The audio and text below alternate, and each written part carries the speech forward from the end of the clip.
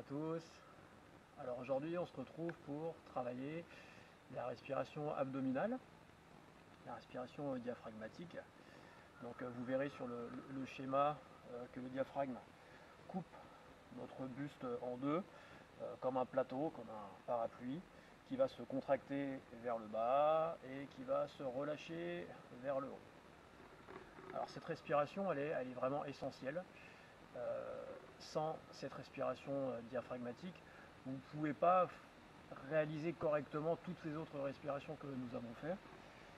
Le 4-4-6-2, la respiration carrée, la cohérence cardiaque, toutes ces respirations qui sont censées vous apporter détente, gestion de votre stress et très bonne oxygénation de votre corps, ne pourront pas être faites correctement tant que vous n'êtes pas capable de libérer votre diaphragme qui souvent reste très contracté et vous empêche du coup de respirer correctement. Alors il y a plusieurs intérêts à réussir à débloquer un petit peu son diaphragme. Déjà, c'est grâce au diaphragme que vous allez pouvoir vraiment remplir vos poumons correctement par le bas, vider toujours cette petite réserve qui reste en bas du poumon et qui n'est jamais évacuée. Donc ça va vraiment tirer l'air jusqu'en bas de vos poumons et vous permettre une meilleure oxygénation derrière de votre corps, évidemment, et de toutes vos cellules.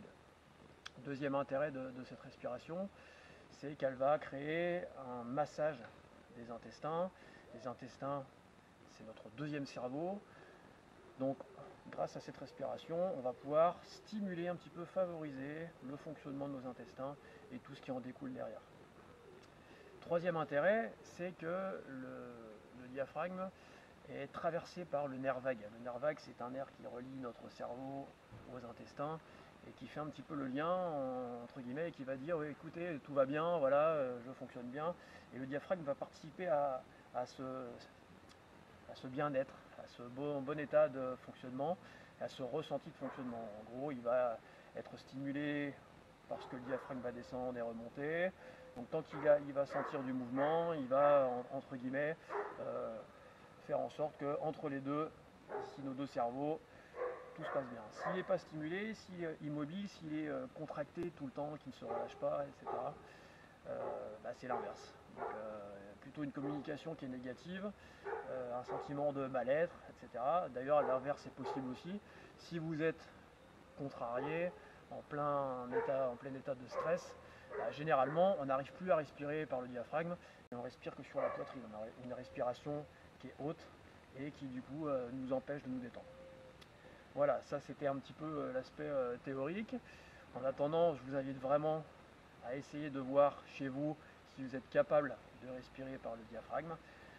C'est ce qui va déclencher toutes les inspirations et qui va favoriser les expirations parce qu'il va se relâcher.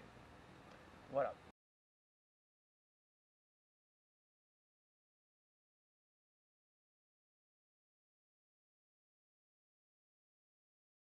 On va passer aux exercices. Alors, premier exercice, un exercice qui va vous permettre de ressentir votre travail ou non-travail de votre diaphragme. Donc vous allez vous mettre dans la position que vous souhaitez. En tout cas, c'est assis, soit au sol simplement ou contre un mur, ou éventuellement debout, mais ne faites pas ce travail allongé sur le dos. On a besoin de sentir ce qui se passe vraiment au niveau de notre buste, au niveau de notre ceinture abdominale. Donc vous allez placer votre main sur le ventre, éventuellement dans l'exercice une main au niveau des lombaires, et vous allez simplement vous concentrer sur votre respiration et imaginer que votre main va absorber les abdos vers l'avant et repousser les abdominaux vers l'arrière quand vous expirez. Voilà. Ne cherchez surtout pas à gonfler le ventre pour gonfler le ventre. C'est-à-dire à envoyer le ventre en avant, ça va créer non seulement une cambrure lombaire qui ne correspond pas du tout au mouvement de la respiration et une crispation au niveau des épaules. Donc laissez faire, cherchez à ressentir le diaphragme qui va descendre, qui va compresser un petit peu vos abdominaux, qui va les pousser en avant, qui va pousser le ventre en avant, et laissez-le se relâcher. Voilà, faites simplement ce travail de ressenti et de relâchement.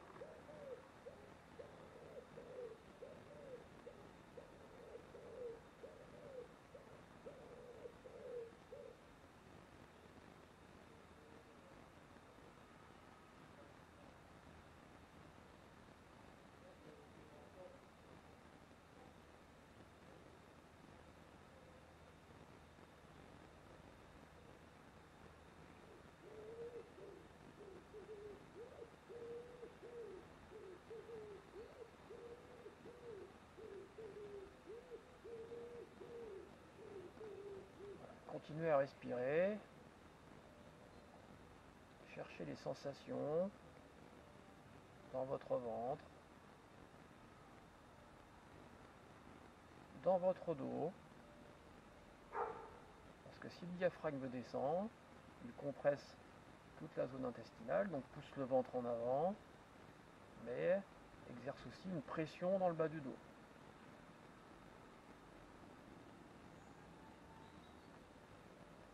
Toutes les consignes de respiration habituelles, de relâchement des épaules, desserrer la bouche, inspirer par le nez, sont évidemment valables. Essayez simplement de ressentir le ventre qui gonfle parce que vous inspirez et le ventre qui relâche parce que vous expirez avec le diaphragme qui remonte.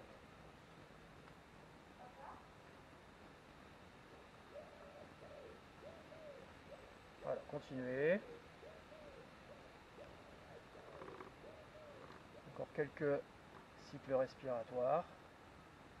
Je vous invite régulièrement à faire ce petit exercice en fonction des périodes de la journée et des moments de la vie. Vous pouvez vous apercevoir que libérer le diaphragme n'est pas toujours évident. Voilà, ça c'était un premier exercice.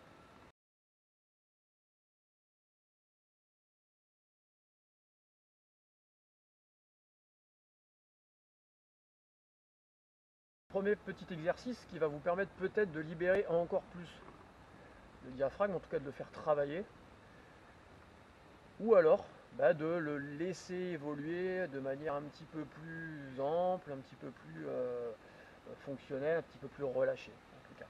Donc vous allez effectuer ce qu'on appelle une respiration inversée, c'est-à-dire que vous allez sur 3 temps d'inspiration essayer de prendre de l'air sans jamais laisser la poitrine s'avancer, sans jamais laisser le ventre gonfler, c'est-à-dire en s'opposant complètement à ce qu'on vient de faire. Et puis, à la 4e inspiration, vous allez tout lâcher d'un coup. Voilà, vous allez vous apercevoir que le fait de garder le buste fixe, de ne pas laisser cette ouverture se faire, d'empêcher presque la respiration, va créer une pression dans votre corps, et que d'un seul coup, si vous lâchez, tout va partir, le ventre va se dilater parce que le diaphragme va vraiment chercher à tirer l'air dans les poumons. Voilà. Mettez les mains sur le ventre si vous voulez sentir les choses, ou sinon en tout cas relâchez les épaules. Donc on fait 3 inspirations. Rien ne bouge.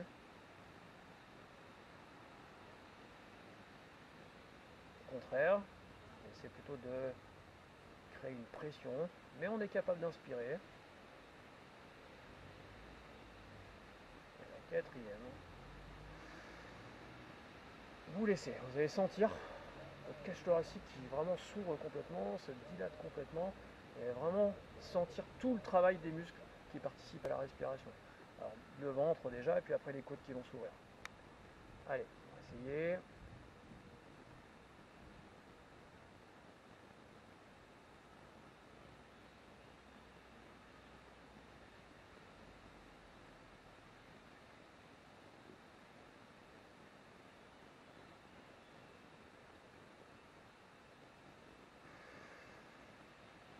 Voilà, laissez vraiment aller cette inspiration, laissez partir le ventre. Voilà, je vous invite à faire ça plusieurs fois et ne pas hésiter à créer vraiment une grosse inspiration par le nez. Voilà, ça va créer du bruit, laissez-vous aller. Voilà, c'est du relâchement. On essaie vraiment de se concentrer sur ça.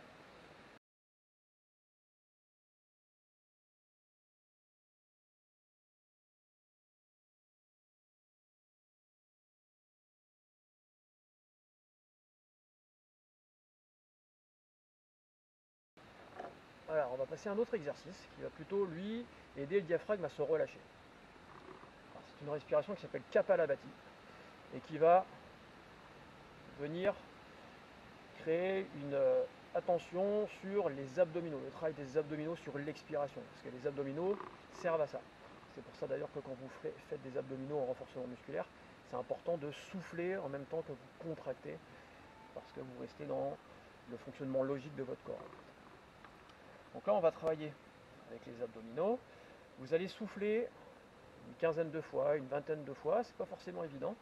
Et le principe, c'est de ne pas chercher à inspirer volontairement. Vous allez laisser faire, juste le retour, le relâchement des abdos va créer une inspiration qui est légère, et vous allez enchaîner comme ça pour obliger le diaphragme à se relâcher vers le haut.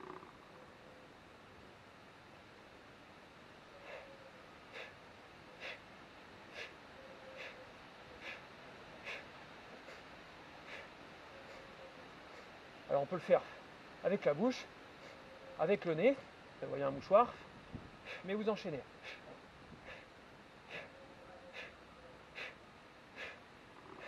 Gros travail des abdos, c'est vraiment un travail des abdos, vous allez le sentir.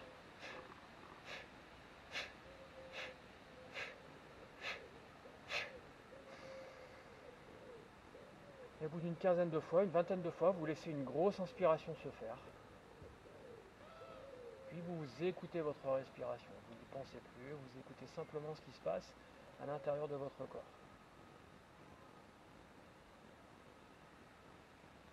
Et puis vous recommencez.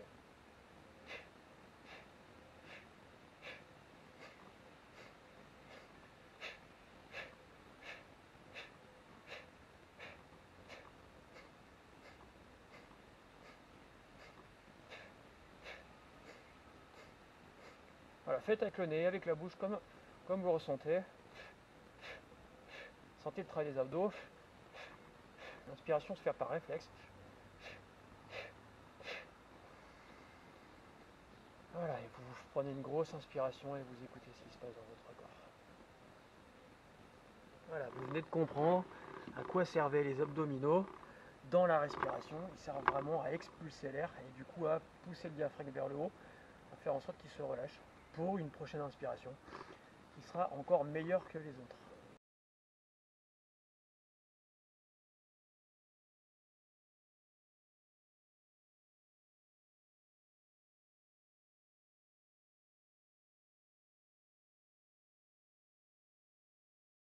Alors, je vous invite aussi à essayer par rapport à cette respiration Kapalabhati, une autre respiration qu'on appelle la respiration du feu, qui est censée réchauffer le corps, dont on peut se servir quand on a froid par exemple, mais qui a un petit peu le même intérêt, c'est-à-dire de faire travailler les abdominaux sur l'expiration et de permettre au diaphragme de se relâcher. Elle se fait debout, l'expiration, bien fléchi, ce qui active la circulation dans les jambes, qui participe du coup aussi au réchauffement, et elle se fait donc avec les abdos en expirant. Et l'image, c'est qu'on crache un oléo de cerise. L'inspiration, on n'y pense pas, elle se fait par réflexe. Pareil, une quinzaine de fois, une vingtaine de fois, puis on reprend une inspiration, voilà. Et cette respiration-là, donc, elle va vraiment créer un réchauffement dans votre corps. Je vous invite à l'essayer. Pour ceux qui, des fois, se baignent un peu dans l'eau froide et qui cherchent à se réchauffer, voilà, ça marche vraiment super bien. Et on n'a pas besoin de serviette, du coup. Testez-le, c'est assez surprenant.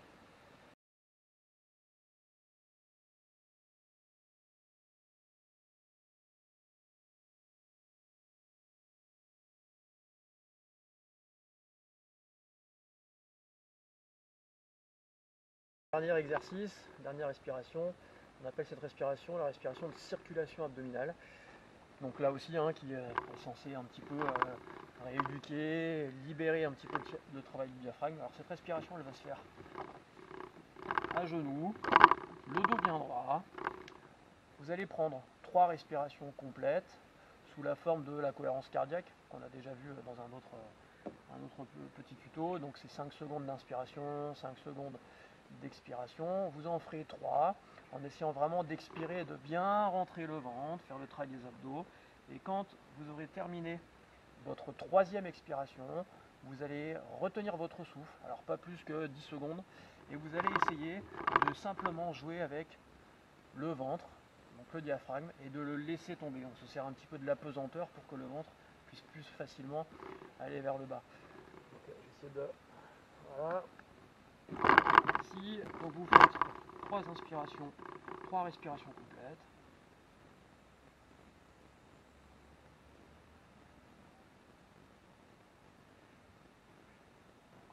souffle, on finit bien en rentrant le ventre.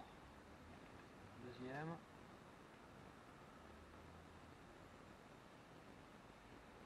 Ces 3 respirations servent vraiment à vous ancrer dans votre respiration, à bien aller créer l'expulsion de l'air.